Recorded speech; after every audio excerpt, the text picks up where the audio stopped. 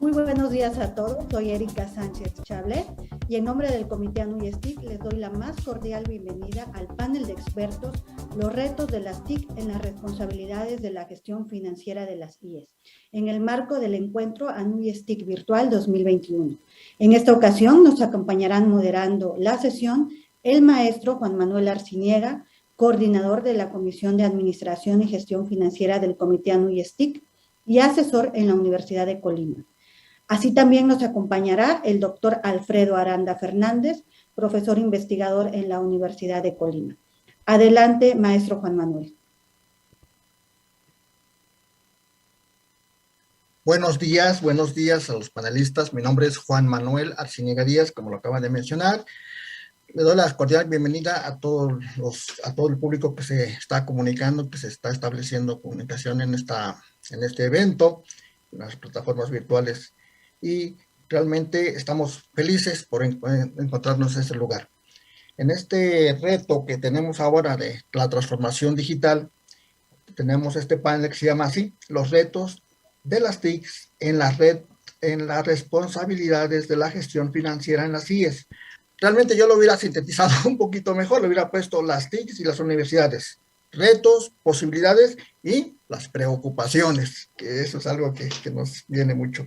En fin, bienvenidos, gracias por la oportunidad de disfrutar de su expertise, son los mejores que conozco, cada uno de ustedes. Ahora le voy a dar la voz y el control a mi querido amigo Alfredo Aranda. Doctor, adelante. Gracias, Juan Manuel. Muy buenos días a todos y todas y gracias por acompañarnos. Me voy a permitir leer unas breves semblanzas de las personas que nos acompañan como panelistas para posteriormente comenzar pues, el panel en sí. Nos acompaña el doctor Jamil Salmi. Él es experto internacional en el desarrollo de los sistemas de educación superior y en la transformación de las universidades. Trabaja actualmente como consultor independiente de gobiernos, agencias de cooperación y universidades, y después de haber cumplido por muchos años el rol de coordinador de los programas de educación superior del Banco Mundial. Es el autor principal del último documento de políticas del Banco Mundial sobre educación superior, Construir sociedades de conocimiento, nuevos desafíos para la educación superior, del 2003. Ha prestado asesoría técnica en reforma y desarrollo de la educación superior en más de 100 países en todas las partes del mundo. Nos acompaña también el doctor Francisco Marmolejo Cervantes. Él es presidente de la División de Educación Superior de la Fundación Qatar para la Educación, la Ciencia y el Desarrollo de la Comunidad, el Qatar Foundation. Ha colaborado como especialista principal de educación superior en el Banco Mundial. Fue director ejecutivo del Consorcio para la Colaboración de la Educación Superior en América del Norte. Ha desempeñado diversos cargos en instituciones de educación superior. Es miembro de diversos consejos consultivos, asesores, universidades y organizaciones. Y ha evaluado sistemas de educación superior en Europa, América Latina, Asia y África.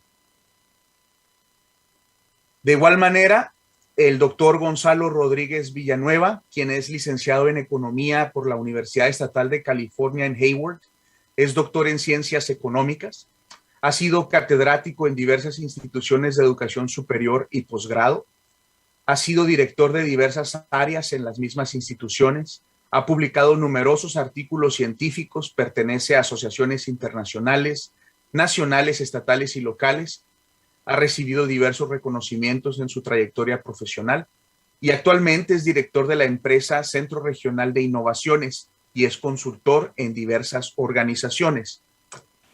El doctor Cristian Torres Ortiz Cermeño es actualmente rector de la Universidad de Colima, donde previamente desempeñó diversos cargos.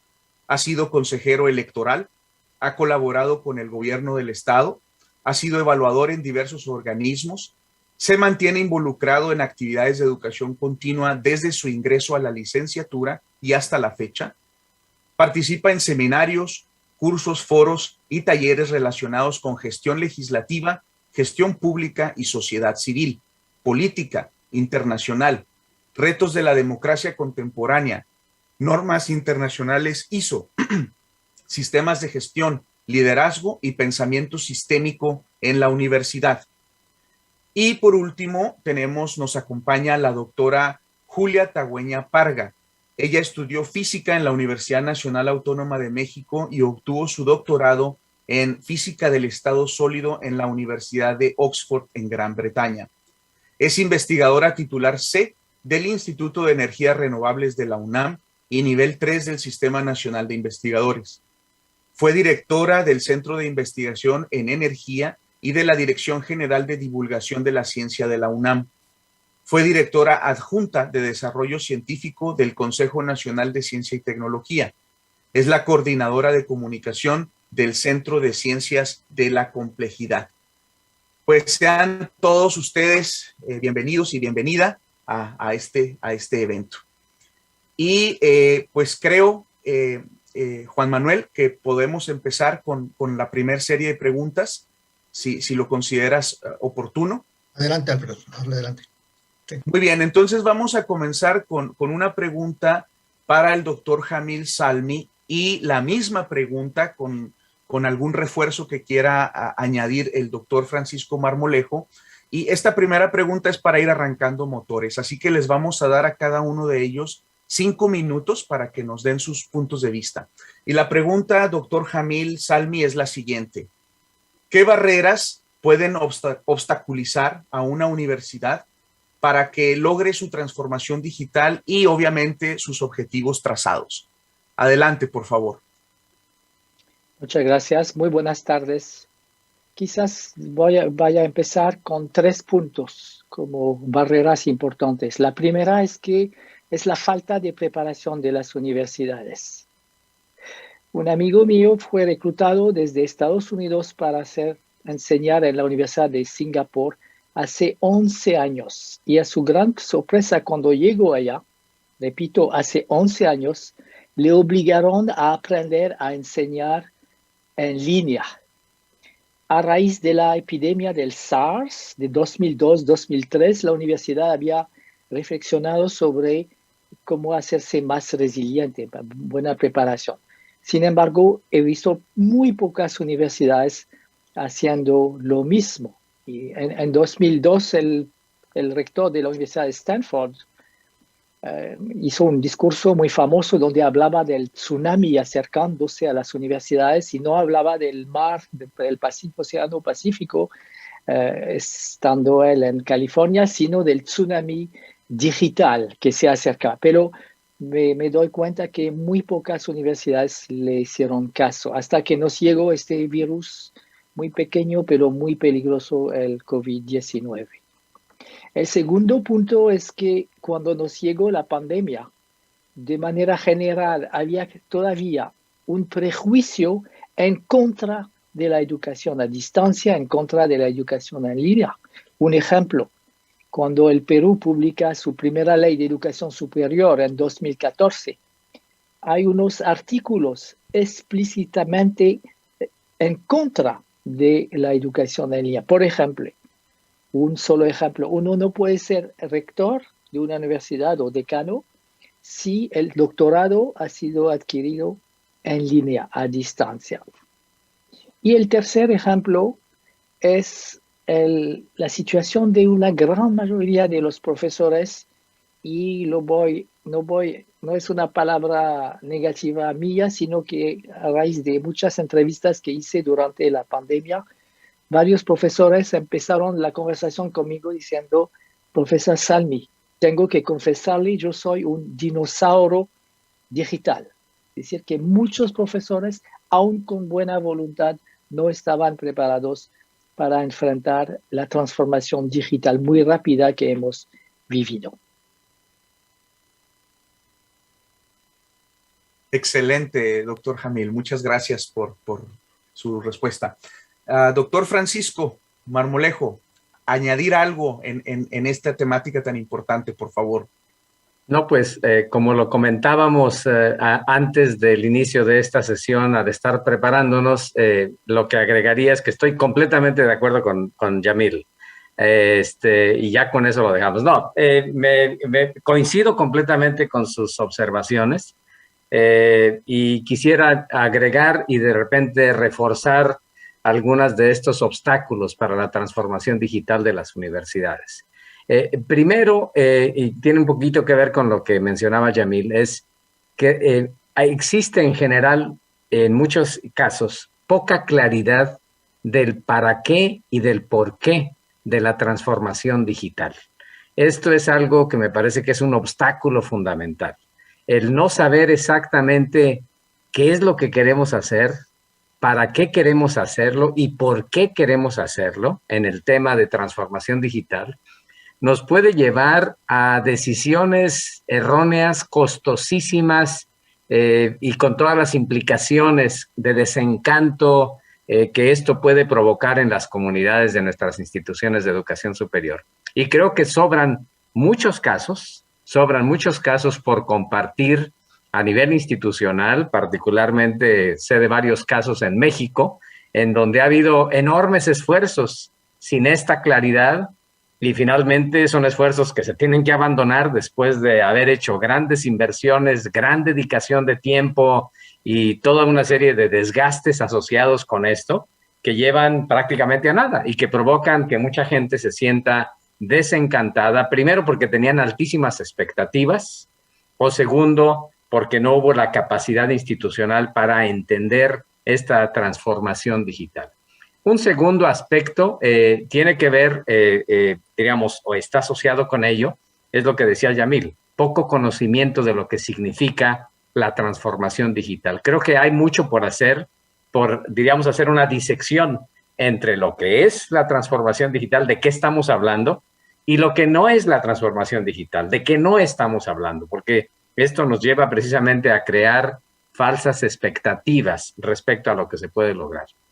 Una tercera barrera tiene que ver con el hecho de que asociado con ello, con el no saber para qué, el no saber por qué y el no saber de qué estamos hablando, nos lleva a que en muchas ocasiones, muchas universidades se enfocan mucho en la decisión técnica o tecnológica sin realmente tener una adecuada vinculación con el sustento académico o de la gestión institucional, en este caso financiera, al que tenga que estar asociado. En otras palabras, como decimos coloquialmente en México, nos concentramos en el tema de los fierros sin darle realmente la ocasión de poder ver que el tema de los fierros es simplemente es solamente una parte de la parte más estratégica de decisión que tiene que ver nuevamente con los asuntos torales, académicos y operativos o de gestión de la institución.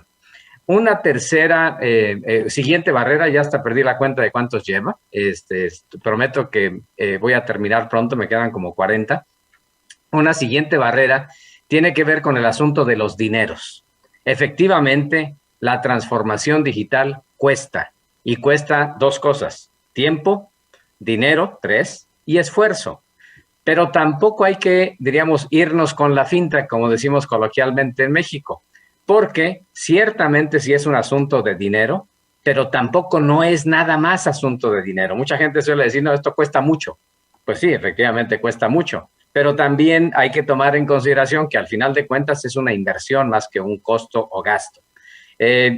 Un siguiente elemento es el penúltimo, se los prometo, tiene que ver con el mindset, con la cultura dentro de la universidad. ¿Qué tanto la cultura de la universidad es conducente o no precisamente a estos movimientos hacia la transformación digital? Y finalmente, el último, me parece que tiene que ver con una limitada visión de largo plazo. El tratar de ver el cortoplacismo, resolver cosas rápidas de corto plazo, perdiendo de vista precisamente la perspectiva de largo plazo. Por ejemplo, me llamaba la atención que en el 2016 la ANUYES, y esto espero que haya cambiado precisamente provocado por la transformación brutal que se subieron las universidades con la pandemia, pero en el 2016 solamente el 64% de las, un 64%, perdón, de las instituciones de educación superior no había diseñado procedimientos para implementar precisamente procesos digitales. Probablemente hoy la cifra es mucho más alta de aquellos que ya adoptaron estos procesos, estos procedimientos, en algunos casos provocado por la pandemia, y en otros casos simplemente por estos procesos naturales de evolución de las instituciones. Así que con esto, diríamos, termino. Espero que esto contribuya a que sigamos platicando de este fascinante tema. Claro que sí, Francisco, muchas gracias. Y bueno, ahora voy a hacer una pregunta a la doctora Julia Tagüeña Parga. Se ha hablado en este inicio sobre pues, los obstáculos en las instituciones y algunas de las cosas que las instituciones mismas deben hacer o han hecho o no han hecho y toda esta relación. La pregunta para ti, Julia, sería la siguiente. ¿Cuál es la responsabilidad del gobierno en el apoyo sostenido de las TIC en la educación superior y en la investigación científica? ¿Y cuál es el papel de las universidades para cerrar la brecha digital de género? Alfredo, muchas gracias por tu pregunta. Yo empiezo por referirme a algo que ya es parte de nuestra Constitución en el artículo 3, que es el derecho a la ciencia. Ese es a la ciencia y a los beneficios que de ella provienen, que es, por ejemplo, la transformación digital. Esto es parte de la Declaración de Derechos Humanos que ya fue escrita por Naciones Unidas en 1948, pero es apenas en nuestra Constitución que entra, y eso necesariamente pone un compromiso todavía mayor del gobierno hacia la educación de calidad, hacia la investigación, hacia la ciencia y hacia que todo esto sea accesible para la sociedad. Entonces, en ese sentido, creo que hay un gran compromiso de un apoyo a todo lo que es la educación pública en nuestro país, a todas las universidades protegidas por ANUYES, y yo espero que como consecuencia de que por primera vez se habla de este derecho en la Constitución, haya cada vez un apoyo mayor hacia la investigación científica y, por lo tanto, hacia la transformación digital. Ahora, quisiera referirme muy brevemente al tema que que me preguntas, que es el de la brecha digital, que es particularmente seria en el caso de las mujeres, no solamente como usuarias de las ventajas digitales, sino como productoras de software, productoras de toda la herramienta que requiere el cambio digital. Y yo creo que ahí hay una enorme responsabilidad que tiene que ver con estos sesgos que hay educativos respecto a hombres y mujeres, y hay que de alguna manera acabar con ellos y convencer a las niñas de hoy que pueden ser lo que quieran cuando crezcan en el futuro, tanto hombres como mujeres, que puedan ser educadas en libertad. Entonces, creo que el tema de la brecha digital, que por supuesto también afecta por otros motivos que pueden ser de tipo social, no solamente de género, es todo un reto y tiene que ser cerrada, y es una responsabilidad grande de las universidades y también del gobierno. Ahora, yo sí quisiera mencionar algo que me parece muy importante como parte de esta revolución, que gracias a la pandemia, aunque no quería yo decir eso porque la pandemia en realidad nos ha perjudicado de muchas maneras, hemos aprendido, sí, a tener sistemas híbridos digitales que yo creo que ya llegaron para quedarse. Yo creo que todos los maestros vamos a combinar ahora información digital, desde luego sí con la cercanía personal, porque los alumnos también requieren eso, tienen que haber en algún momento un contacto personal en las aulas, ¿no? Pero el poder de la educación digital creo que se ha probado y llegó para quedarse. Pero el problema de la revolución digital, tanto para hombres como para mujeres, es la capacidad de seleccionar la información que vale la pena. Porque ahora todo el mundo tiene acceso a un montón de datos que pueden ser completamente equivocados.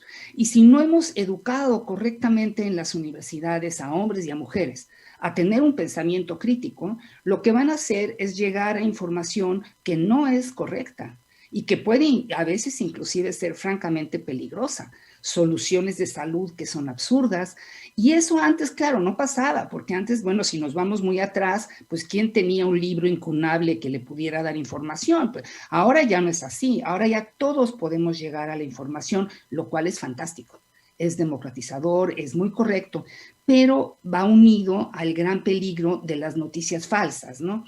Por ejemplo, mencionaban el tema de los títulos en línea. Bueno, hay una serie de cursos en línea que no deben de ser tomados porque no son buenos cursos.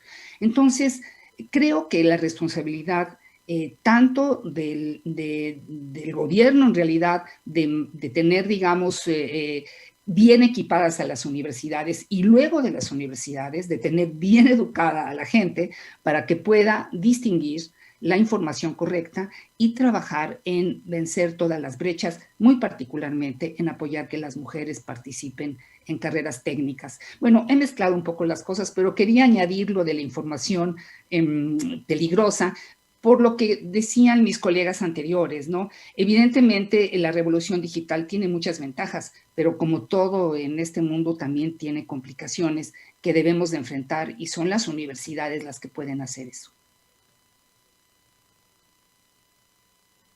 Muy bien, Julia, pues muchas gracias y le cedo la palabra a Juan Manuel para la siguiente pregunta. Gracias, qué amable. Gracias, maestra Julia. Excelente. Voy con el maestro, con el doctor Yamil. Yo quiero aprovechar para saludarlo y me da mucho gusto saber de usted. Yo he leído sus libros y me encantan. De hecho, esta pregunta la va a reconocer porque dice, para aspirar, doctor, a ser una universidad de alta calidad, se ha atribuido que se deben tener las siguientes características. Una alta concentración de talento, o sea, los maestros, la parte académica, estudiantes. Y abundantes recursos para ofrecer un fértil ambiente de aprendizaje para llevar a cabo las investigaciones y avanzadas. Características favorables de gobernabilidad que fomenten una visión estratégica, innovación, flexibilidad y que permitan que las instituciones tomen decisiones y administren sus recursos sin ser obstaculizados por la burocracia, adoptando a las TICs para mejora de sus funciones académicas y administrativas. La pregunta sería, en este contexto, ¿qué nos podría abundar en estos puntos y cuáles podrían ser las recomendaciones para lograr, si se trazasen esos objetivos de tener una universidad de alta calidad? Doctor Yamil Samil. Adelante. Muchas gracias por esta pregunta. Me imagino que tengo hora y media para responder, ¿no? Bueno, voy a tratar de resumir. Usted recordó este marco analítico que desarrollé de concentración de talentos, financiamiento y gobernanza flexible. Bueno, talento, obviamente, una buena universidad tiene que ver con sus estudiantes y sus profesores, el talento de ambos grupos, trabajando, estudiando, generando conocimientos juntos. Financiamiento es una condición necesaria, pero no siempre suficiente. Obviamente, especialmente en las áreas científicas, el costo de los equipamientos, los salarios para atraer y mantener y conservar a los mejores investigadores son muy importantes. O quizás uno o dos ejemplos. Hace pocos años hubo un caso bien emblemático de 2 profesores destacados que salieron de Berkeley, en California, para ir a la Universidad de Southern California. Es decir, salieron de una de las mejores públicas a una de las buenas privadas. Y cuando USC logró atraerlos, ellos no vinieron solos, sino vinieron con sus 120 investigadores, con sus fondos de investigación. Y a los 2 años, si no me equivoco, uno de los 2 recibió el premio Nobel. No me acuerdo si fuera en física o es decir. Entonces, el buen financiamiento tiene que ver también con la capacidad de atraer a talento. Pero también los equipamientos. Recuerdo encontrarme con este profesor australiano que me contaba que todos los veranos iba a hacer una pasantía en una universidad de China para capacitación de estudiantes, pero me decía, en la realidad ellos tienen equipamientos tan avanzados que yo no tengo en Australia y aprovecho para hacer mi investigación. Hace poco me visité la Universidad KAUST en el medio del desierto, la King Abdullah University of Science and Technology en Arabia Saudita. Y me encontré como que el director de la Facultad de Química es marroquí como yo. Entonces le pregunté, bueno, me imagino que nos dejó a todos bien asustados. Nos dijo, todo eso que he logrado, que acabo de mencionar, lo hice a pesar de mi universidad, explicando que todos los trámites burocráticos eran tales que hacían las cosas muy difíciles. Y siempre en Chile, cuando la gente compara la Universidad de Chile con la Católica de Chile, indican que la Católica tiene realmente la ventaja de, siendo una universidad privada, de tener procesos mucho más flexibles. Muy importante es reconocer que estos tres aspectos de talento, financiamiento y gobernanza tienen que venir juntos, tienen que estar alineados. No se puede tener solamente un buen financiamiento para atraer talento. Y creo que un buen caso para ilustrar esto es la situación de la Universidad de Sao Paulo. Viendo el poder económico de un gran país como Brasil, uno podría esperar que una posición mucho mejor de la Universidad de Sao Paulo en los rankings, por ejemplo.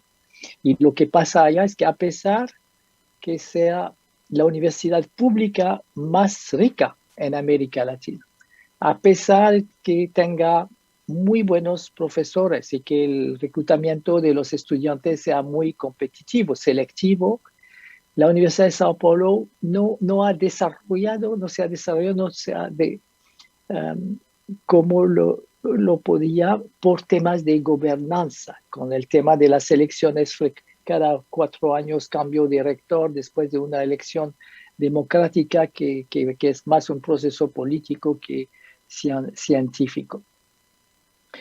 El segundo punto es que de preguntarnos cómo transformarse de manera rápida, y la experiencia de las universidades, especialmente en Asia, que han realmente aparecido en pocos años, también en el lugar donde se encuentra mi amigo Francisco, en el Medio Oriente.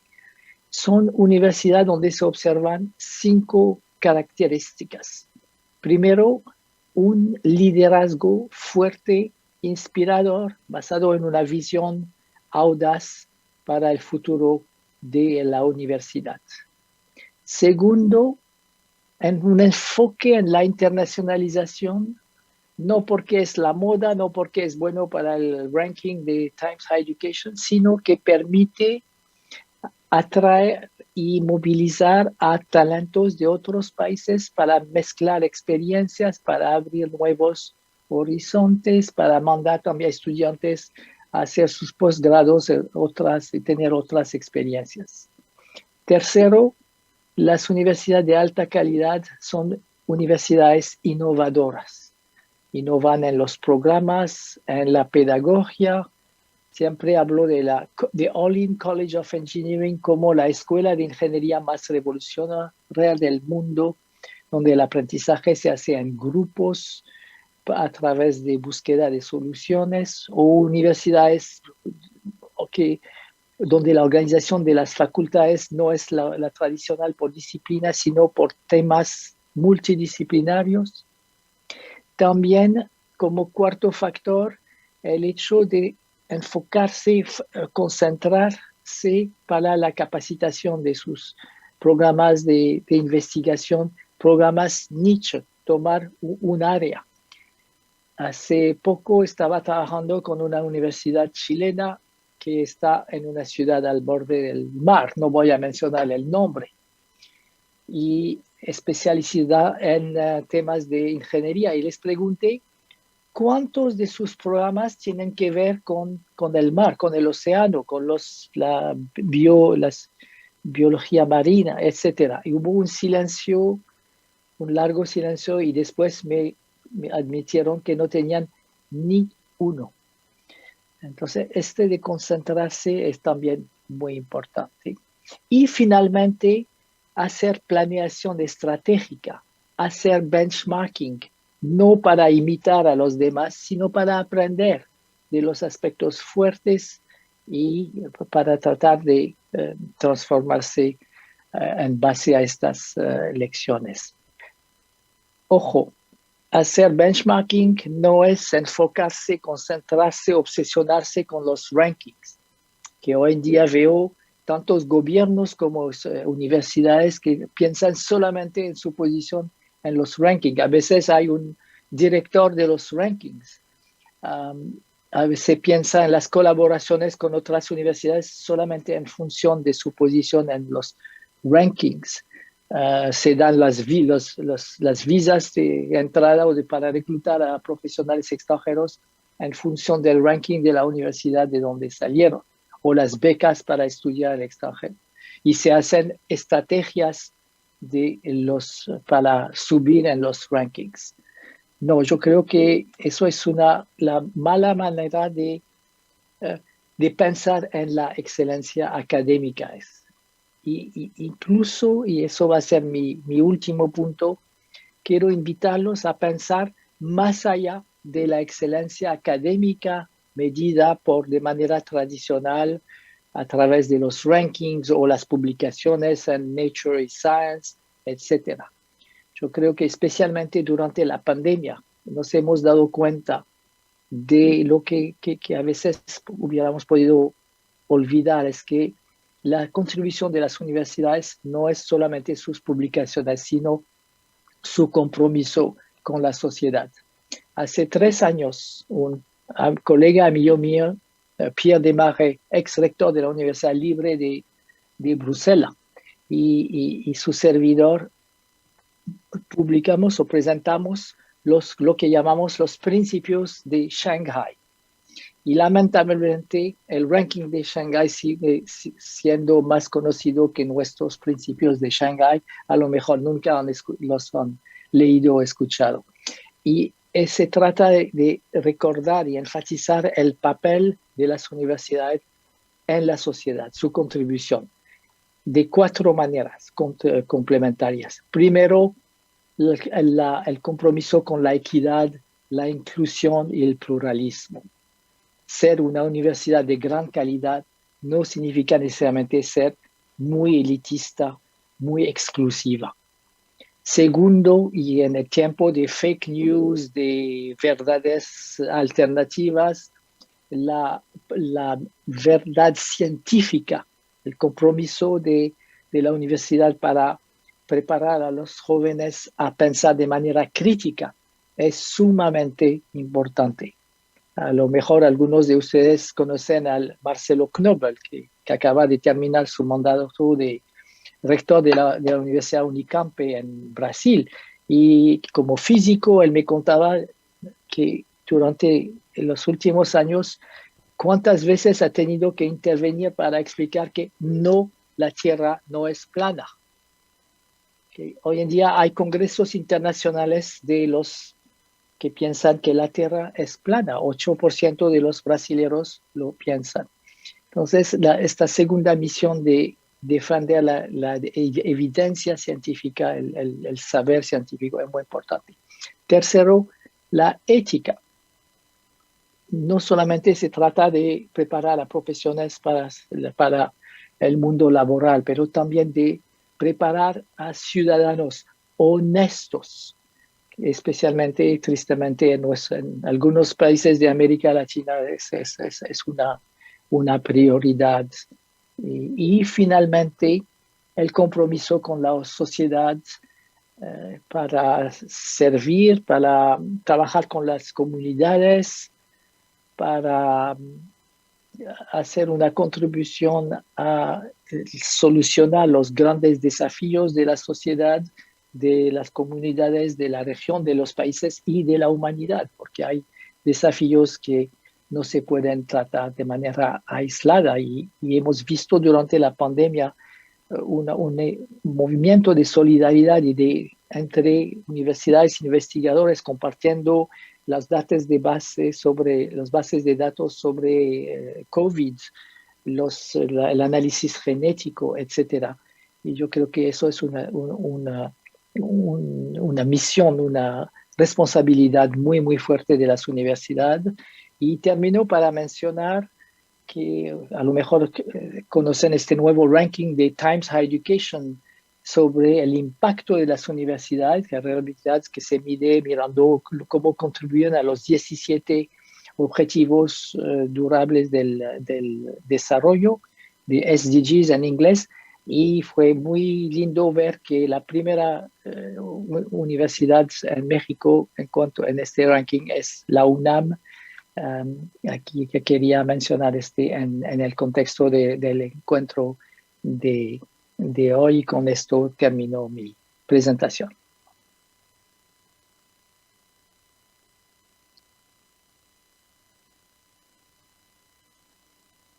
Muy bien, muchas gracias, doctor Jamil.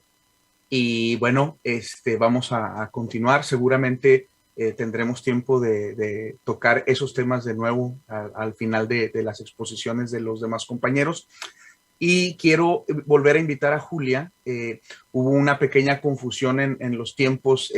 La participación de Julia era también de 15 minutos. Ella pensó que eran primero comentarios de unos pocos minutos y luego volver a entrar.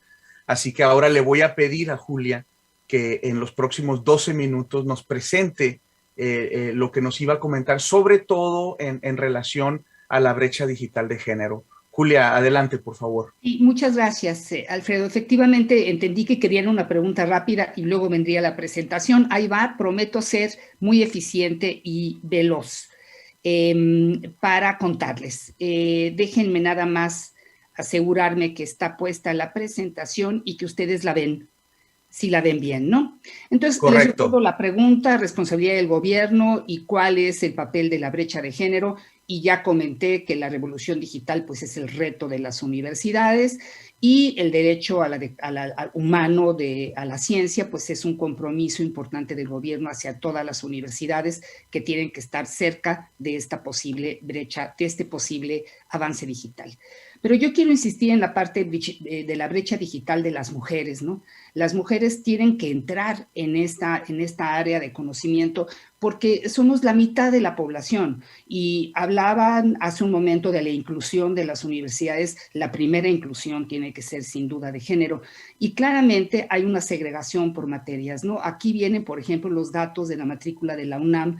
En ciencias biológicas y de la salud, curiosamente, hay muchas más mujeres que hombres. Bueno, a nivel de licenciatura, porque ustedes saben que también hay una segregación vertical, y a medida que se sube en el poder, las mujeres van desapareciendo.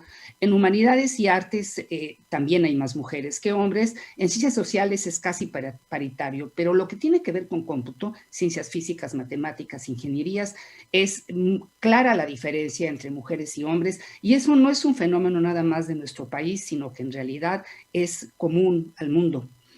Aquí hay algunos datos de lugares donde cómputo es crucial, como Facebook, Mac, Amazon, Google. Si se fijan, las mujeres en roles técnicos prácticamente tienen todas como el 20% en Facebook, el 23% en Mac, en Amazon no se tiene el dato, en Google 21%, en Microsoft 20%, y en liderazgo aproximadamente un poco abajo del 30, 33, 29 en Mac, 27, cuando en realidad las mujeres han probado que son buenísimas líderes. Todos los países que son liderados por mujeres han tenido un papel mejor frente a la pandemia del coronavirus.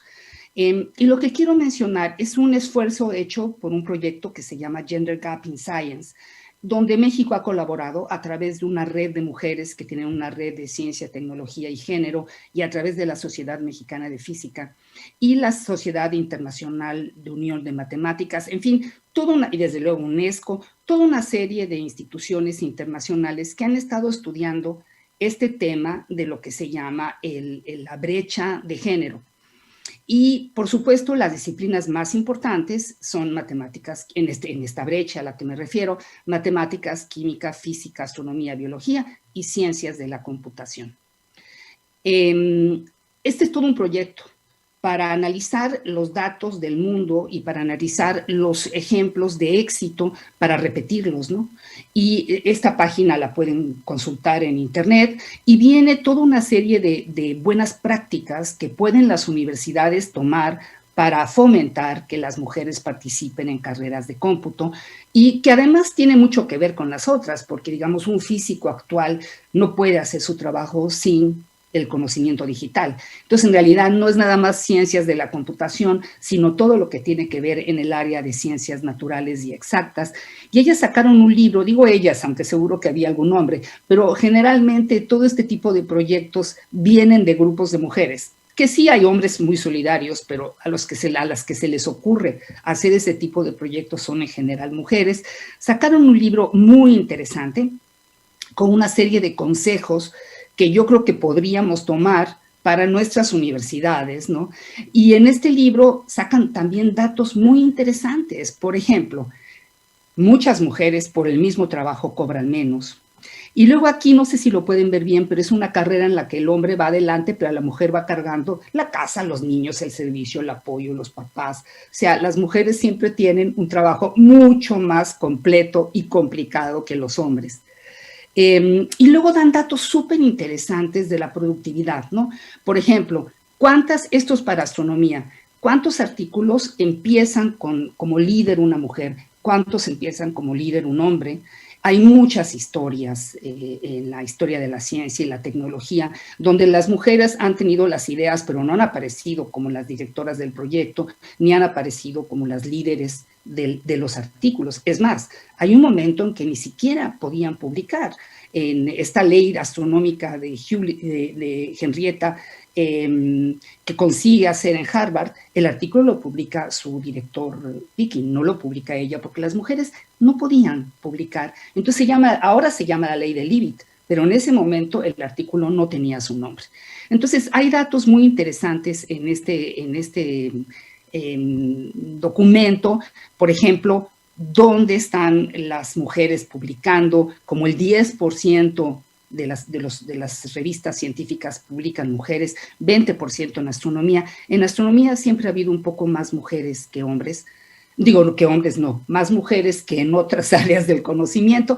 Y bueno, lo que más me gustó de este trabajo, que como les digo es un trabajo internacional muy utilizable, es que da una serie de consejos. Por supuesto, todo empieza en la casa, ¿no? Es en la casa donde las familias tienen que decirle a sus hijos y a sus hijas que ambos pueden hacer lo que quieran con sus estudios.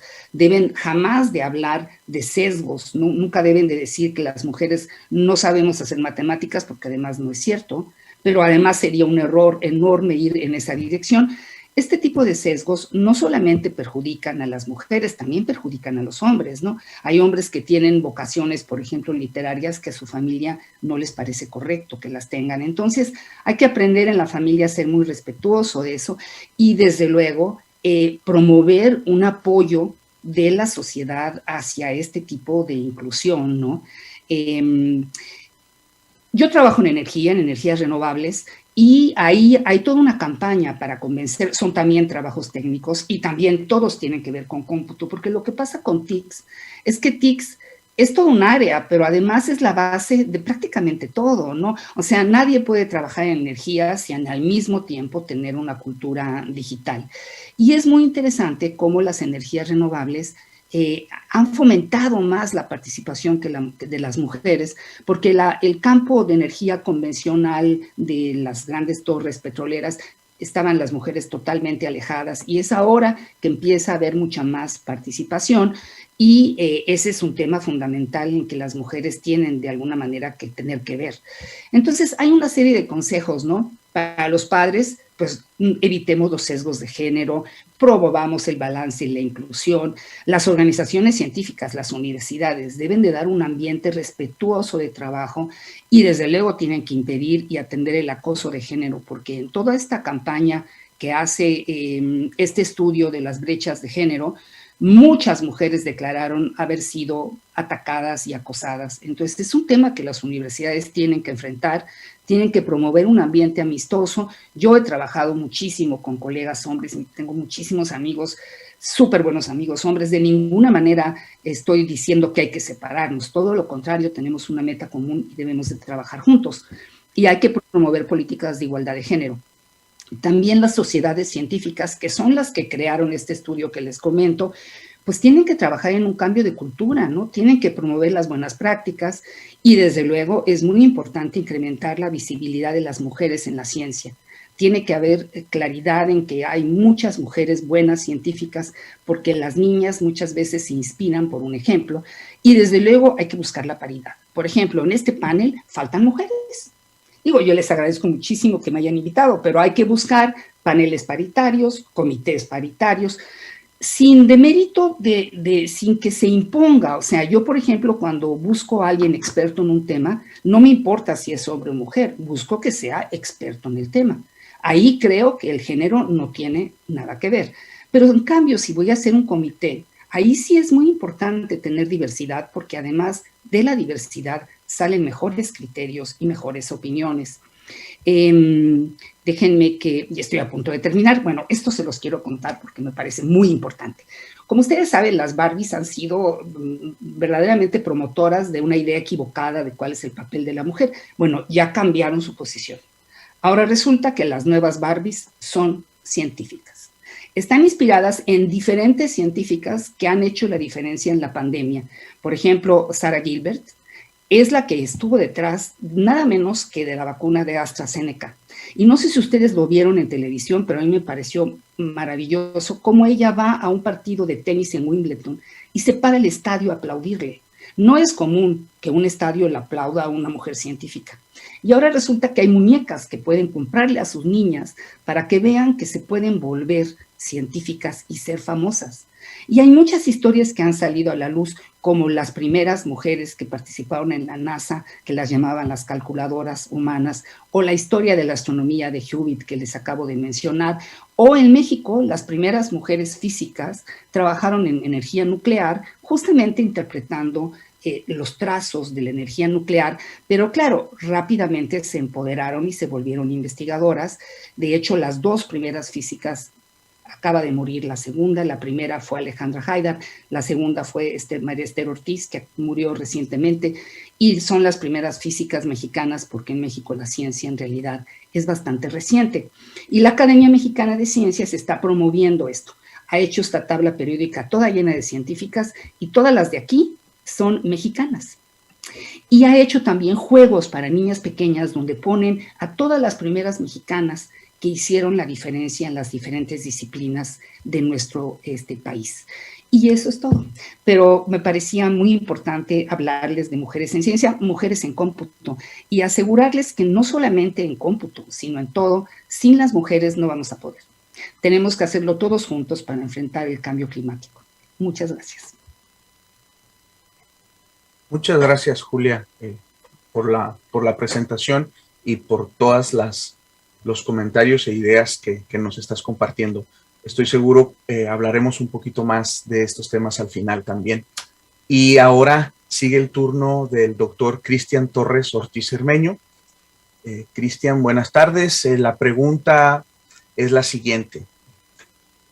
¿Considera que las instituciones de educación superior deben innovar y cambiar, atreviéndose a colaborar, buscando ser más internacionales, más innovadoras, flexibles y más conectadas con su comunidad? ¿Y cuáles deberán ser sus planteamientos para avanzar hacia esas metas o las que se deban concebir? Y tiene 15 minutos. Muchas gracias.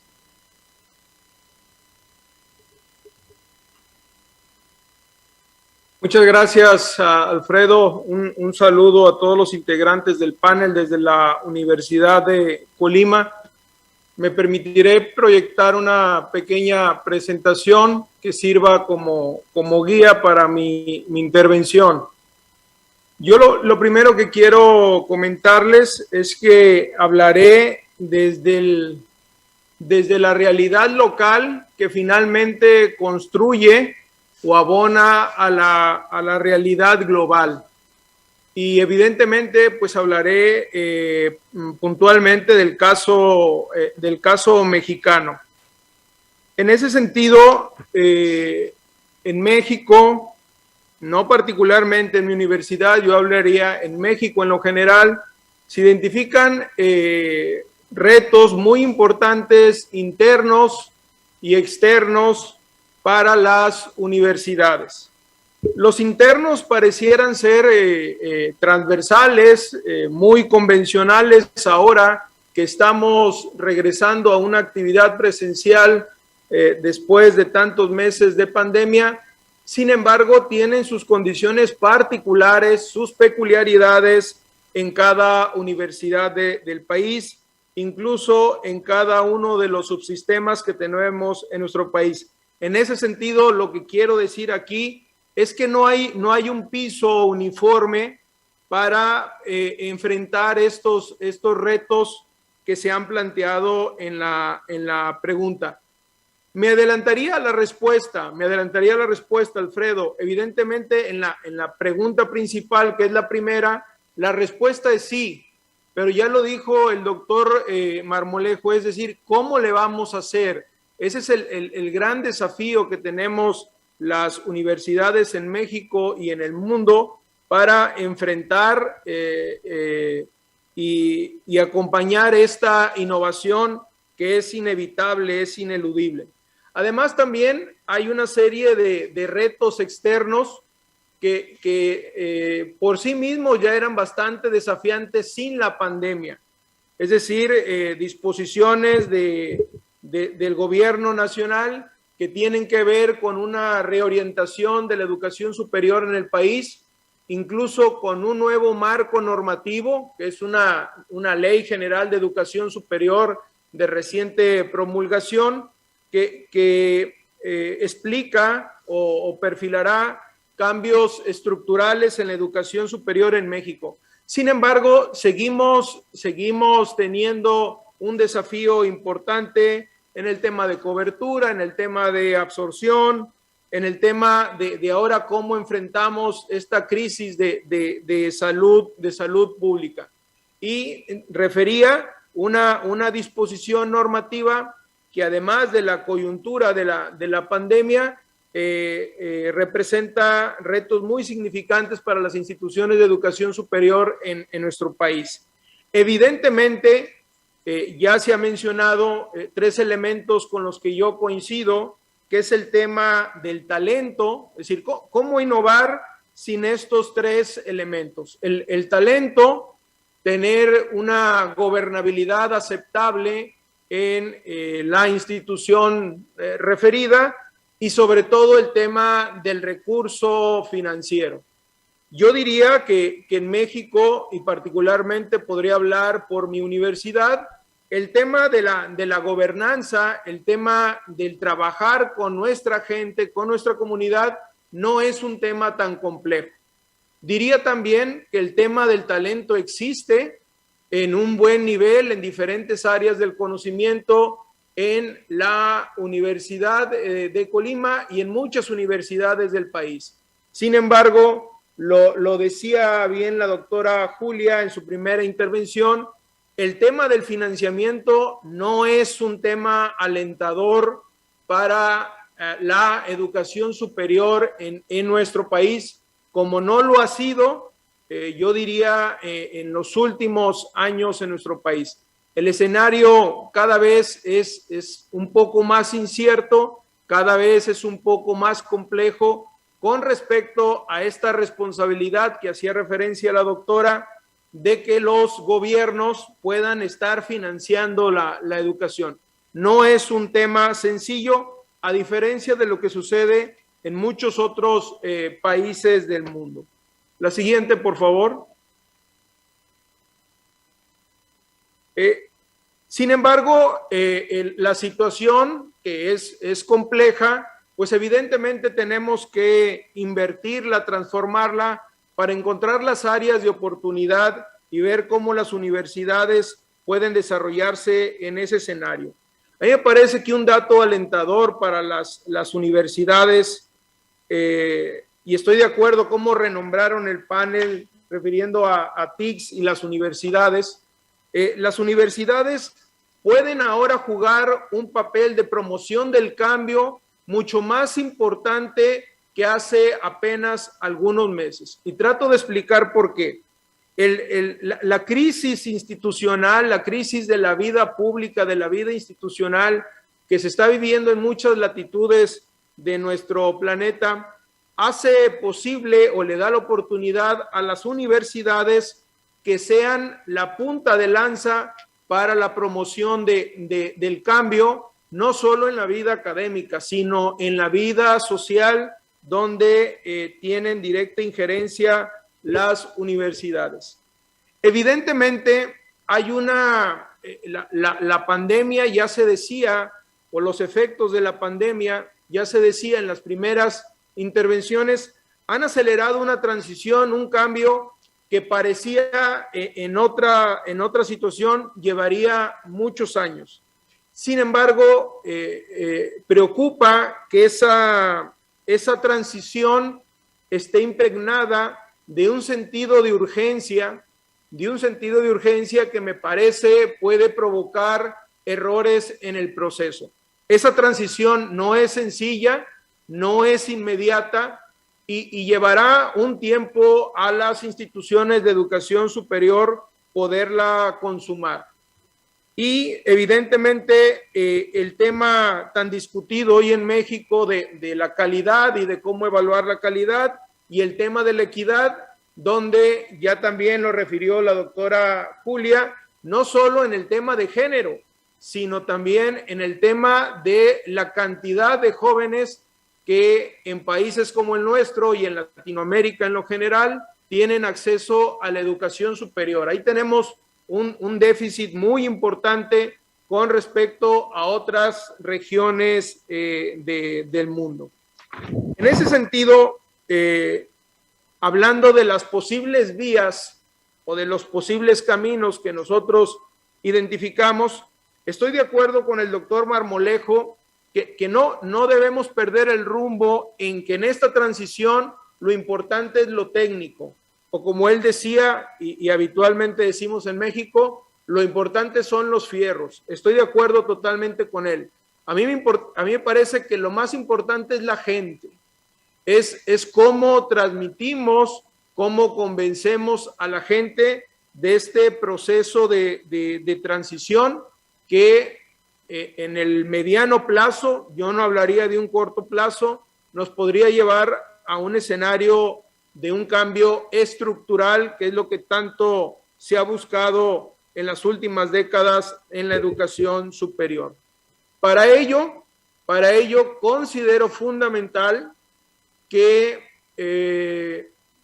desmontemos estos procesos de planeación que habitualmente tenemos, que me parece ya están rebasados o no funcionan para las realidades que vivimos las universidades hoy en día. Los procesos de planeación tienen que cambiar, no deben de ser tan rígidos, no deben de ser tan tradicionales, sino que tienen que ser acordes al momento que vivimos. Es un momento disruptivo, un momento de mucha incertidumbre, de un cambio constante. El modelo de planeación tradicional no permite amalgamar o comunicar estas dos realidades. Entonces, yo aquí veo un factor fundamental, el hecho de cómo planeamos, de cómo visualizamos los futuros en nuestras instituciones de educación superior. Cuando me refería que la apuesta, por lo menos en lo que nosotros alcanzamos a ver, es con la gente, es con el tema de gobernabilidad y con el tema de talento, nosotros perfilamos una ruta, que ahí la pueden observar, una ruta de acción dividida en 4 etapas. Cada una de las etapas tiene varios elementos, pero yo me focalizaré en solo uno de ellos de estas 4 etapas. Primero, una etapa de reconocimiento, ¿sí? Una etapa de autodiagnóstico, de saber cómo estamos. Y en esa etapa de reconocimiento es fundamental reconocer la voz de los universitarios. Es decir, esta etapa de reconocimiento no se puede dar en la alta dirección de la universidad, sino que tiene que recoger la voz de los universitarios como un esquema que permita tener los elementos suficientes para reorientar los rumbos. Hay un segundo momento que ahí lo identifican con la letra B, que es el tema de la toma de decisiones. Es decir, ya tienes un autodiagnóstico, ya tienes un diagnóstico, ahora vamos a la toma de decisiones. Y insisto en este común denominador, en la toma de decisiones hay que generar consenso sobre la dirección del cambio. Y eso tiene que ver con la gobernabilidad, y refería en el caso de la Universidad de Sao Paulo, es decir, ¿cómo haces un viraje estructural en una institución cuando el tema de la gobernabilidad interna no la tienes resuelta? Eso parece fundamental. En eso hay que generar grandes consensos en las comunidades para reorientar el rumbo de la institución. El tercer punto sería la implementación. Aquí voy a resaltar dos, no solo uno de estos puntos, es promover la aceptación de los universitarios en los cambios. Es decir, si esto no se logra, el cambio, la reestructura, la innovación puede quedar en esfuerzos, como ya lo refirieron, en papel o en grandes inversiones que no se lleven a cabo en la realidad. Y evidentemente hay que modificar, hay que alinear los cambios o los procesos de capacitación con el desarrollo de nuestro personal. Esto es algo que hemos hecho de manera acelerada, sin mucho tiempo para la reflexión, derivado de la pandemia, pero estos procesos tienen que ser más estudiados, más reflexionados para lograr los objetivos que nos podremos plantear. Y finalmente hay una etapa de impacto donde se ponen a prueba los cambios y hay que evaluar si estos funcionaron.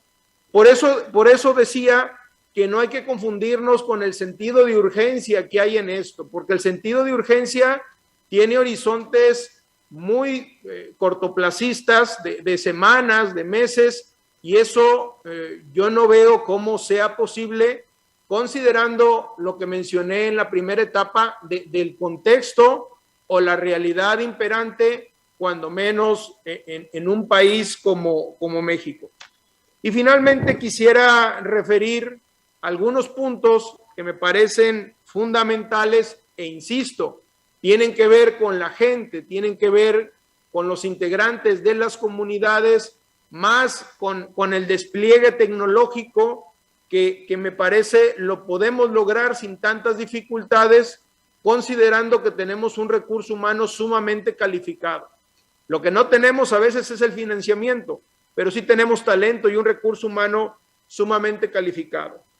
Aquí en estos puntos yo referiría a dos o tres, es no dejar de lado, no subestimar el miedo que existe a involucrarnos y dar espacio para los errores. Esto es un cambio radical, esto es un cambio estructural. Los pasos del cambio no hubieran sido así o no hubieran sido posibles sin la pandemia. Entonces hay que dar lugar a la prueba y al error y a que el universitario no tenga tanta presión sobre sus hombros con respecto a la velocidad del cambio. Ya lo decía, empoderar al personal académico me parece fundamental, es decir, que las decisiones no estén tomadas por la alta dirección y desde las oficinas de las instituciones educativas, sino desde las reflexiones, propuestas, demandas que hay del personal académico. Identificar nuestras capacidades, que no son las mismas aún cuando somos parte de un sistema más o menos normado con las mismas características. Cada institución tiene sus capacidades, sus fortalezas, hay que identificarlas para trabajar en consecuencia. De esta manera, yo estaría concluyendo mi intervención, reiterando que la respuesta es evidentemente sí. El gran hándicap, el gran desafío es cómo lo vamos a hacer para que tenga los resultados que estamos esperando. Muchas gracias a todos por su atención. Gracias, señor rector. La verdad, le agradecemos mucho su participación, muy ilustrativa, nos encantó y esperemos que todo esto lo tomemos en cuenta. Vamos a seguir con la agenda, vamos a pedirle al doctor Francisco Marmolejo Cervantes y le vamos a hacer la pregunta. Francisco, cuando se habla de que las universidades buscan la excelencia administrativa y académica, no necesariamente se implica a que todas las universidades de un país puedan o deban aspirar a alcanzar su nivel internacional o la gran calidad. Un objetivo más asequible y apropiado sería más bien desarrollar un sistema integrado de instituciones de enseñanza e investigación orientadas hacia la tecnología que se acoplen y apoyen algunos centros de excelencia cuyo enfoque se sitúe en áreas de valor agregado y áreas de ventaja competitiva cuidadosamente seleccionadas y que puedan eventualmente convertirse en instituciones con niveles altos de calidad y que se logren mayor para apoyarse para lograr los objetivos. La pregunta es concreta. ¿Es posible lograr un convenio con las universidades que deban compartir este propósito? ¿Y cuáles son las condiciones que podrían tenerse para cumplir esas metas, doctor? Muchas gracias, Juan Manuel. La verdad es que ha sido súper interesante esta conversación. También nos falta escuchar a Gonzalo, que seguramente también tiene interesantísimas perspectivas por aportar. Y dado que el tiempo ya no nos lo permite, yo tenía una presentación como de 300 slides que obviamente voy a sacrificar y ahora simplemente comentaré algunas cosas breves. Yo creo que es súper importante la colaboración. Eso es, soy un total creyente del tema de la colaboración. Pero yo creo que es importante diferenciar entre colaboración y cooperación. La palabra cooperación quiere decir cooperación. En otras palabras, cada quien sigue haciendo lo suyo, simplemente se juntan y a ver qué es lo que hacen, pero cada quien sigue digamos, en lo suyo. Colaboración quiere decir elaborar algo juntos, hacer algo juntos, crear algo juntos. Ahí es donde creo que es fundamental pensar en este tema de la importancia de la colaboración. Ahora, convertir la colaboración a convenios, siempre hay riesgos significativos, porque desafortunadamente los convenios suelen ser vistos como el principio de algo. Yo francamente prefiero verlos como el fin de algo. En otras palabras, mientras no tengamos definido, así como hablamos hace rato de la transformación digital, el por qué y el para qué, el tema de los convenios resulta muchas veces, diríamos, un asunto de figurín, yo diría. Yo, por ejemplo, cuando hablo de la internacionalización de las universidades, que tienden las universidades mucho a esta idea de firmar convenios, yo siempre digo que el grado de internacionalización de una universidad es inversamente proporcional al número de convenios que tiene firmados. Entre más convenios tiene firmados una universidad, seguramente hay muchísimo oropel, hay mucho ruido, muchas fotos, muchos viajes, muchas plumas viajeras, digo yo, pero poca sustancia detrás de ello. Los convenios no deben ser, diríamos, no deben ser la causa de, yo diría ni siquiera, tendría que ser más bien una especie de, diríamos, de producto colateral de los esfuerzos de colaboración. Ahora, para poder hacer una colaboración exitosa, ¿qué ingredientes hay que tomar en cuenta? Ya mencionabas tú alguno de ellos, Juan Manuel, complementariedad. En otras palabras, hay un dicho de gran sabiduría en México que dice, nunca falta un roto para un descosido. Al momento de hacer colaboración, hay que encontrar ese roto y ese descosido. Diríamos, siempre habrá alguien, alguna institución en otra parte del espectro que tiene un interés que complementa con mis intereses, que tiene una fortaleza que complementa con mis debilidades o que tiene una debilidad que complementa con mis fortalezas. Entonces lo que tenemos que hacer es encontrar precisamente dónde están estas sinergias que permitan precisamente encontrar un interés mutuo que nos permita llevar precisamente a una colaboración exitosa. Insisto, nunca falta un roto para un descosido. Y ahí es donde me parece que es fundamental el papel de las organizaciones de soporte a la colaboración, como pudiera ser digamos, el comité de la ANUYES, que acerca instituciones precisamente a rotos y a descosidos, precisamente para que encuentren estas sinergias, y otro tipo de organizaciones. Yo tuve el privilegio durante muchos años de dirigir el Consorcio de Colaboración de la Educación Superior de América del Norte, el CONAGEC, y los principios de operación que teníamos en el CONAGEC eran precisamente esos. El primero, nunca falta un roto por un descosido. Segundo, no hay mejor ni peor, simplemente son diferentes.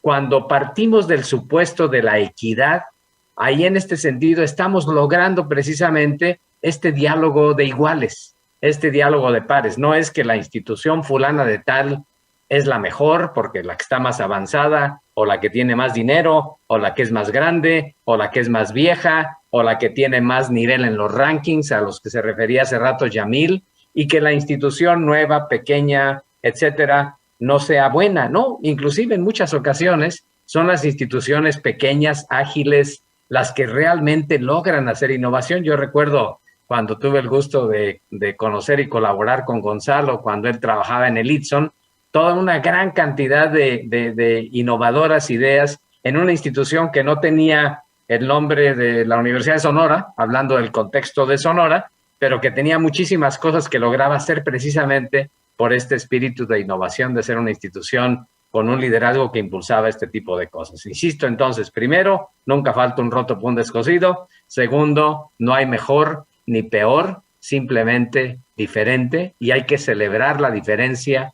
más que, diríamos, señalar la diferencia. Y un tercer elemento, y con esto concluyo, es el elemento de las convergencias de intereses, muy asociado, por supuesto, con el asunto del roto y del descosido, perdón por lo coloquial de mis comentarios, pero me parece que eso hace que estemos hablando, digamos, en más confianza con este tipo de circunstancias. Pero el tercer elemento tiene que ser el elemento que hable de dos cosas. Primero, paciencia. La colaboración no se construye de la noche a la mañana, hay que generar confianza, trust, como dicen en inglés. Y segundo, hay que definir objetivos precisos y métricas precisas también del desempeño, porque solamente con ello estaremos pudiendo evaluar efectivamente cuál es la efectividad de nuestras acciones, y estaremos pudiendo también determinar si lo que logramos con esa colaboración está lográndose por lo que diseñamos, a pesar de lo que diseñamos o independientemente de lo que diseñamos. Y entonces sí podremos celebrar esta colaboración que de repente va a resultar en la firma de un convenio que firman finalmente las titulares de las instituciones, pero que ya no es la causa, sino el producto o el elemento colateral de lo más sustantivo, que es la colaboración.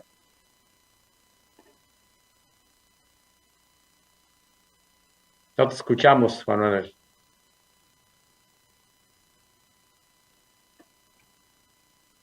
Se le fue la voz a Juan Manuel. Tienes tu micrófono apagado. Cierto, se interpuso una barra ahí que no podía conectar. Gracias, Francisco, te lo agradezco mucho. De verdad, un abrazote hasta Qatar. Esperemos que el fútbol te llene también, porque ya vi el estadio, ya está casi terminado. Entonces, de hecho, ya está terminado el de Education City, que es donde está la Fundación Qatar. Así que están más que bienvenidos a acompañarnos aquí en los Juegos del Mundo. Yo creo que sí. Muchas gracias, te agradecemos tu participación. Y bueno, vamos a continuar con la agenda. Le vamos a pedir a Gonzalo, por favor, que nos apoye con su presentación, y le vamos a hacer una pregunta, así pero rápida. Otro fenómeno, Gonzalo, es la emergencia de las universidades corporativas, las que hemos visto, ¿verdad? Cuya preocupación principal no es la calidad, sino el negocio lucrativo. O sea, como ejemplo, podemos ver o citar a la Universidad de Phoenix, que pertenece a un grupo que se llama Grupo Apolo. Estos consorcios cotizan en la bolsa de valores y en algunos países han comprado verdaderos sistemas universitarios. Bueno, esto ya sucedió en México. No sé si conocemos a ese consorcio, se llama la Universidad del Valle de México. También están las universidades empresariales creadas por las propias empresas para dar adiestramiento a su personal y generar tecnologías de punta que hagan más competitivo sus productos. La pregunta en ese contexto es, ¿las universidades públicas deberán seguir de alguna manera un modelo parecido para lograr ser autofinanciables o autosustentables? En tu experiencia, Gonzalo, ¿cuál es lo que pasó en el ITSON para obtener esos recursos que tanto hemos sabido y que Francisco platicó ahorita? Gracias. Bueno, pues muchísimas gracias por la invitación. La verdad es que me sorprendió el que me hayan pues hecho el honor de estar aquí. He estado escuchando con muchísimo interés y aprendiendo pues muchas cosas que pues nos invitan a reflexionar sobre nuestra responsabilidad futura. En realidad voy a iniciar con la pregunta, y la pregunta que se nos hizo es: ¿cuál es la experiencia que tuvo el ITSON para obtener recursos extraordinarios?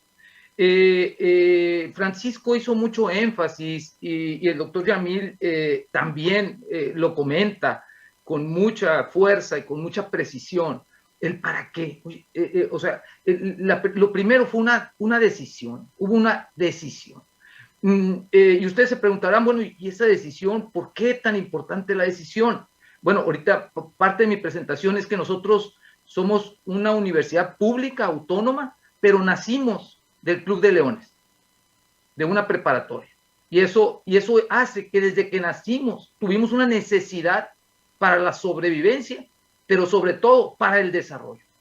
La segunda es la transformación interna.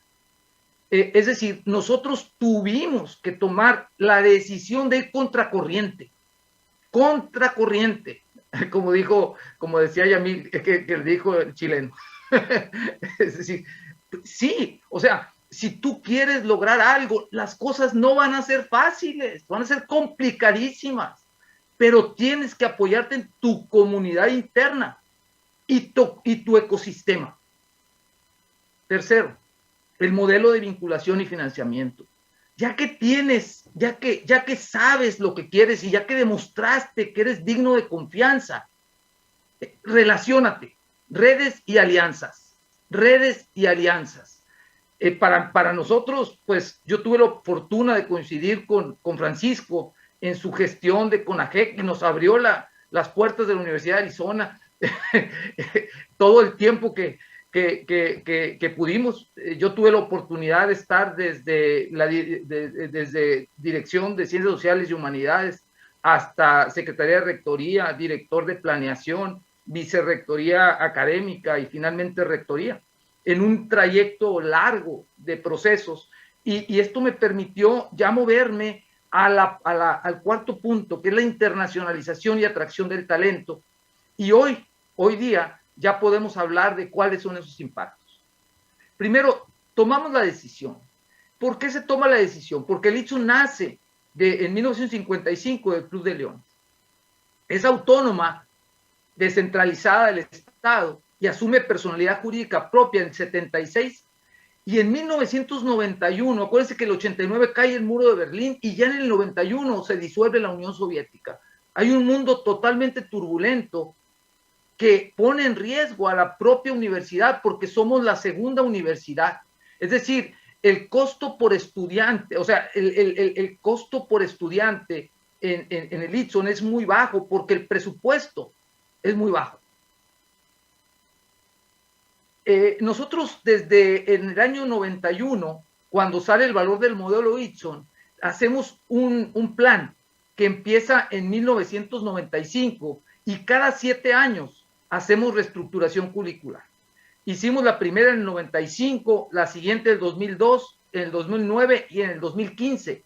¿Pero por qué cada 7 años? Porque después de 5 años sale la licenciatura, haces la evaluación curricular y haces la planeación curricular. Son 7 años. Y tiene que ver con el proceso de formación, con el proceso de vinculación, el proceso de incubación y el proceso de reconversión. Porque nuestro para qué es el impacto social. Y en este sentido nos convertimos de una universidad de carácter funcional a una universidad que se mueve por proyectos y se apoya en retos y en solución de problemas. Y para eso se construyeron y se generaron iniciativas estratégicas. Esta transformación interna se manifiesta en el modelo curricular En el año de 1995 dejamos el 70% del currículum a la formación especializada, pero el 30% del currículum a la formación general que le permitiera al estudiante tener las condiciones para poder tener una vida ciudadana y tener un comportamiento familiar ejemplar que te permitiera ir más allá de la profesión. Además, hicimos desde muy temprano, vimos que la información era un aliado estratégico para el desarrollo universitario y tuvimos el Sistema Integral de Información Administrativa. Gonzalo, pon el modo de presentación para que se vea más clara, porque está muy pequeño. ¿Sabes qué? Déjame, lo que pasa es que tengo aquí el problema de que me tiene aquí como bloqueado. Déjame salir y entrar, es que no sé cómo le... Continúa. Ahí te voy. Déjame ver si aquí lo puedo hacer. Está bien. Ahí va. Ahí está. Ay, pero lo que pasa es que lo hago y el problema es que cuando me tengo que ir a la presentación, Continúa entonces. Sí, voy a continuar, sí, porque tengo aquí un problemita. Y viene la parte de los procesos y todos esos procesos están ligados a una visión y a una estrategia. No solamente cruzamos la parte de los procesos administrativos, sino incorporamos la parte de los procesos académicos. Y entonces viene la parte del modelo de vinculación y financiamiento. En este proceso, cuando tengo la oportunidad de entrar a la rectoría, lo primero que hice fue un viaje de rectores y precisamente quien organizó ese viaje fue Anúyez, Ceneval y Columbus. Y en ese viaje de rectores, curiosamente, a Columbus le estaban notificando de que le iban a quitar un porcentaje de sus ingresos, porque la Asociación de Universidades Europeas les habían restringido el presupuesto. Iban a perder una tercera parte de sus ingresos. Y el director de Columbus, cuando vio mi comportamiento durante todo el viaje, que visitamos 10 universidades en 3 países, me dijo, oye, ya escuché tus preguntas, ya investigué tu universidad, y tú conoces sobre fuentes alternas de financiamiento. Le dije, sí, pues la verdad es que nosotros hemos tenido que sobrevivir porque no hay manera de crecer si no tenemos fuentes alternas. Entonces me dijo, oye, ¿sabes qué? Necesitamos a propósito del roto y el descosido. Yo era el roto. Yo sabía algo que nadie más sabía. Y me convocaron a ser parte del Consejo Directivo de Columbus en el año 2005, despuesito del viaje. Y me dijeron, vas a ser socio y te vamos a meter al Consejo Directivo. Y me presentaron un conjunto de proyectos. Y uno de los proyectos fue el proyecto de Torino Wireless. Es decir, y de ahí se crea la Fundación para el Desarrollo Regional basado en la innovación. Y en este sentido empezamos a promover un proyecto que era un tipo nodo, donde coincidía la parte de investigación y desarrollo, la parte de asesoramiento a empresas y financiamiento, pero sobre la base de la tecnología. Entonces la idea era transferir la tecnología a las empresas para que sean más rentables y acomodar a los egresados. También tuve la oportunidad de estar en la de Higher Education de la OCDE, de la Administración de Universidades. Y ahí tuve la oportunidad de estar cerca de Jan Apuca, que estaba al frente de uno de los comités. Y vimos el tema de la complejidad y de la transformación. Y vimos el tema de la internacionalización como una condición clave para el desarrollo universitario. De aquí nosotros generamos 2 iniciativas, un doctorado en alianza con el ISPI, la Sociedad Internacional para la Mejora del Desempeño, en planeación estratégica para la mejora del desempeño, y un plan, y ese plan abarcaba 4 etapas, desde la parte interna y transaccional a la parte estratégica y de servicios. Y este plan se movía sobre la base de la tecnología. De ahí nos movimos a la parte de la internacionalización y atracción del talento. Entonces creamos los ITS. Hablaba ahorita que Jamil se refería a la parte de la estrategia. Nosotros escogimos 4 áreas, que fue biotecnología y agronegocios, software y logística, ecoturismo y desarrollo sustentable y educación y salud. Y sobre esa base iniciamos procesos de incubación y desarrollo de negocios. Creamos espacios de innovación como el Parque Tecnológico de Software y generamos un proyecto con los presidentes municipales del sur, desde Guaymas, Empalme, Cajeme y Navojoa.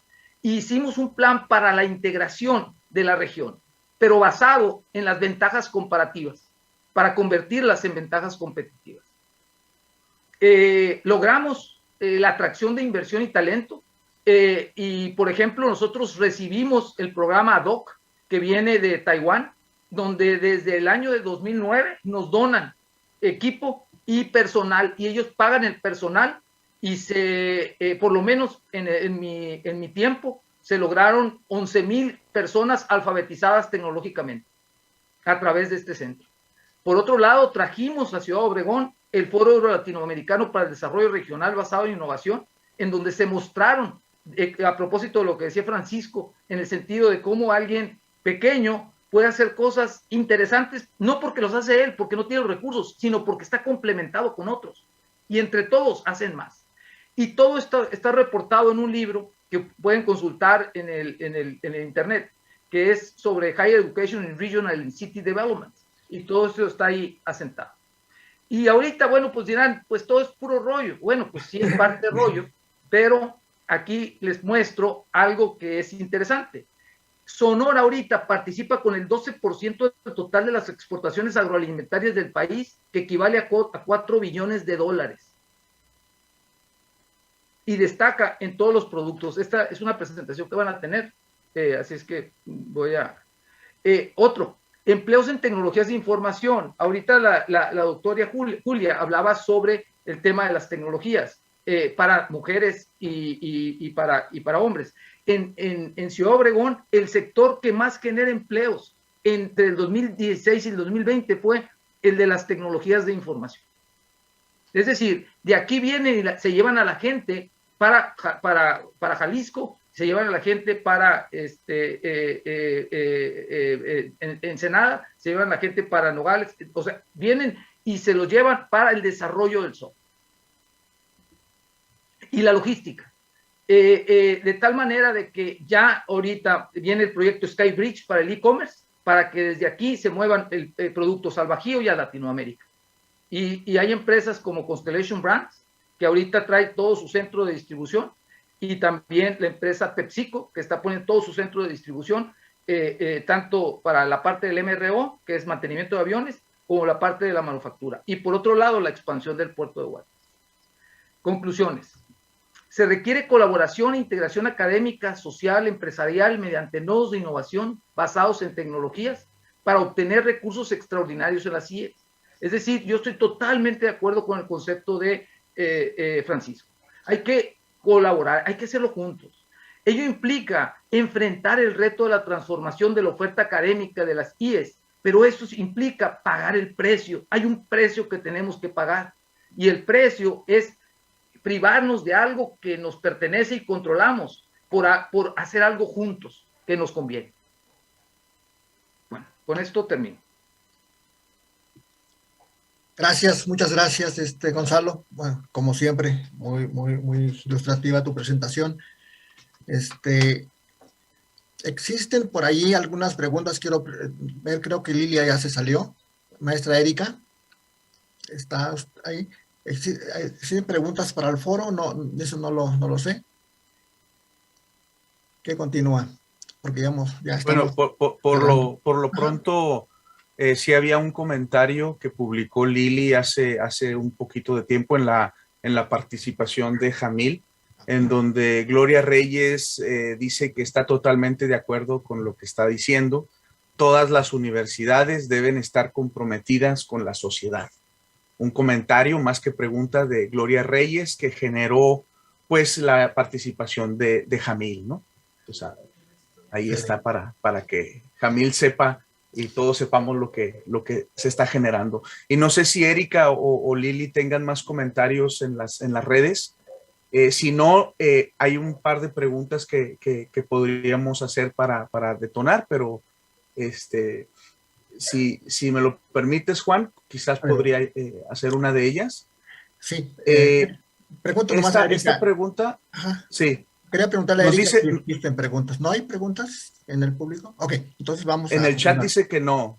Okay. Dice que no, y que ya se terminó el tiempo también, dice. De hecho, entonces, vamos a hacer una... Yo quiero aprovechar para disculparme porque me tengo que retirar. Mucha suerte, que sigue el diálogo. Francisco, gracias. Gracias, Francisco. Nos vemos en Qatar. Todos estamos claro que sí, acá nos vemos. Sí. Tú saludaste, Muy bien, muy bien. Abrazos. Sí, bien. Entonces, bueno, voy a anunciar las preguntas. Ya no tenemos tiempo porque me dicen que pues hay un panel siguiente que debemos obviamente respetar. Había unas preguntas que voy a dejar abiertas quizás para una discusión posterior que pueden quedar en el aire. Esta pregunta se la iba a hacer a Gonzalo y a Julia, pero bueno, es en la búsqueda de la autosustentabilidad financiera y por ende de una mayor independencia de los recursos públicos, las prioridades y los rumbos de las instituciones de educación superior requieren flexibilidad y adaptabilidad. En esa realidad, algunas de las virtudes asociadas a estas instituciones en ocasiones corren el riesgo de ser percibidas como poco redituables y por ende desechables. En concreto, la libre generación, concentración y promoción del conocimiento científico y el artístico pueden en ocasiones verse comprometidas dentro de algunos de los esquemas más pragmáticos y orientados a lo productivo.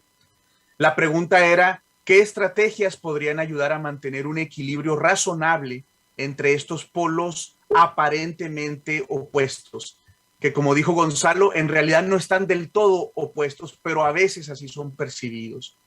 Y la otra pregunta que está de alguna manera derivada de la conversación con Julia es, se habló del papel crucial que deben jugar las universidades en cerrar la brecha digital de género. Por otro lado, existen retos importantes en el sector laboral asociado a las TIC, que también inciden en esa brecha y que a primera vista, quedan fuera del ámbito de acción de las IES. Pregunta, ¿qué estrategias o elementos podrían recomendar para que las IES y los gobiernos pudieran contribuir a lograr cambios en ese sector laboral? Y pues esas eran, no sé si haya la oportunidad de que a través de escribir sus respuestas nos las mandaran por correo a Lili y así poder tenerlas, sus comentarios sobre estas preguntas, tener también estos comentarios para posteriormente darlos a conocer. Claro que sí. Y a mí no me queda nada más que... perdón, Gonzalo, adelante. No, de mi parte, manden la pregunta y con gusto respondemos. Claro que sí. Le quiero decir una cosa a Gonzalo rapidísimo. Fantástico tu trabajo. Pon los datos segregados por sexo. Te aseguro que tienes un montón de mujeres que están entrenando y estoy segura de que en los trabajos va aumentando el número de mujeres que contratan. Te lo mando. Ándale, en eso quedamos. Perfecto. Gracias. Para unirlo a mis pláticas. Muchas gracias.